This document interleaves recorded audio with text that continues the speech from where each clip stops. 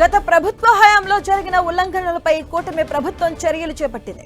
గత ప్రభుత్వ హయాంలో విశాఖలో నిర్మించిన శారదాపీఠం భవనాన్ని అప్పగించాలని టీటీడీ నోటీసులు జారీ చేసింది. గత ప్రభుత్వ పాలనలో గోగర్భన్ డ్యాం సమీపంలోని శారదాపీఠం నిర్మాణం జరిగింది. ఇక దీనిపై శారదాపీఠానికి టీటీడీ నోటీసులు జారీ చేసింది. మఠం నిబంధనలను ఉల్లంఘించినట్లు న్యాయస్థానం తేల్చింది. దీంతో 15 రోజులలోపు మఠం ఖాళీ చేసి భవనాన్ని అప్పగించాలని విశాఖ శారదాపీఠంకు టీటీడీ ఎస్టేట్ విభాగం నోటీసులు జారీ చేసింది.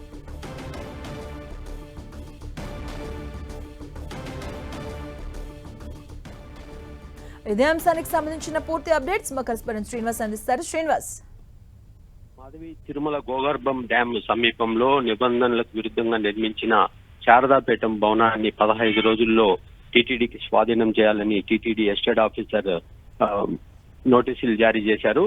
హైకోర్టు ఉత్తర్వుల మేరకు ఈ నోటీసులు జారీ చేసినట్లు సమాచారము. గతంలోనే నిబంధనలకు విరుద్ధంగా మఠాన్ని నిర్మించారని కూటమి ప్రభుత్వం వచ్చిన తర్వాత మఠం మీద మఠాన్ని అక్కడున్న నిబంధనల విరుద్ధంగా నిర్మించిన కట్టడాలు తొలగించాలని నిర్ణయం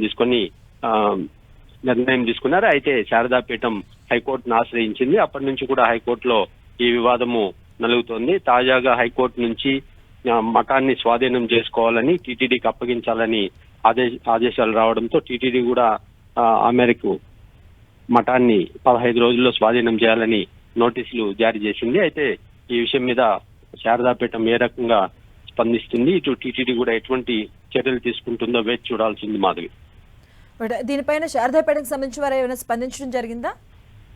అంటే ఇంతవరకు కూడా నోటీసులు తీసుకున్నారు. దాని మీద ఎటువంటి అఫీషియల్ గా వాళ్ళు స్పందించిన దాఖలాలు లేవు. అయితే టీటీడీ కూడా 15 రోజులు టైం ఇవ్వడంతో వాళ్ళు వారి నిర్ణయం ఎలా ఉంటుందన్నది వేచి చూడాల్సింది. మాది. Thank you Srinivas.